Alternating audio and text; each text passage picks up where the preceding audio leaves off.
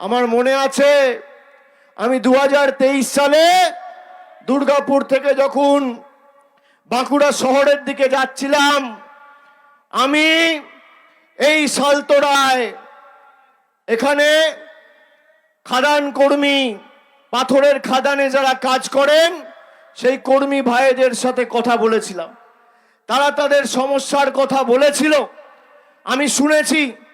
কারা এখানে খাদানের সাথে যুক্ত ছিলেন বা এখনো যুক্ত রয়েছেন একটু হাত তুলুন তো, একটু হাত তুলুন তো।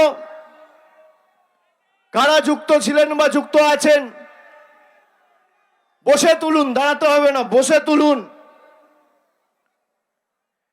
এই মুহূর্তে আমার কাছে যতটুকু তথ্য আমি পেয়েছি সেই তথ্য অনুসারে সালতোরায় 4টে এবং মেজিয়ায় 1টা, 5টা খাদান চালু রয়েছে এবং প্রায় 120টা ক্রাশারের কাজ চলছে। 250টার উপর ক্রাশার রয়েছে, কিন্তু কিছু আইনি জটিলতা, কিছু বাধ্যবাধকতা।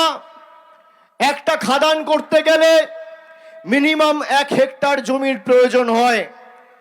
তারপর একাধিক সরকারি পারমিশন, শুধু রাজ্য সরকার নয়, এই ঝাড়খণ্ডের রাঁচিতে director general of mine safety, তাদের এনওসি বা তাদের ছাড়পত্র পেতে গেলে মাসের পর মাস লেগে যায়।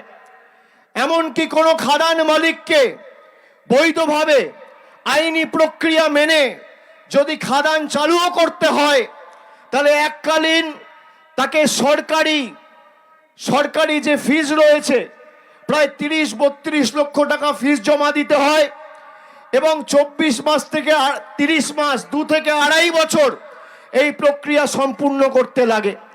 তারপর অনৈতিকভাবে বেআইনি ঘুরপথে ওই ডিজি মাইন্স ঝাড়খণ্ডে রাঁচিতে যার অফিস, তাকে লক্ষ লক্ষ টাকা ঘুষ দিতে হয়।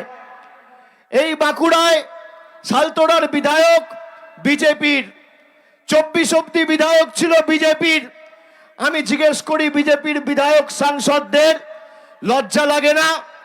যেখানে মানুষের অসুবিধা হয় আর মানুষের কর্মসংস্থানের দাবিতে যখন মানুষ সোচ্চার হয়, কেন্দ্রীয় সরকারের সংস্থাকে ঘুষ দিয়ে লক্ষ লক্ষ টাকার মানুষকে নিজের অধিকারের স্বার্থে লড়তে হয়, তখন এদের বড় বড় ভাষণ কোথায় থাকে?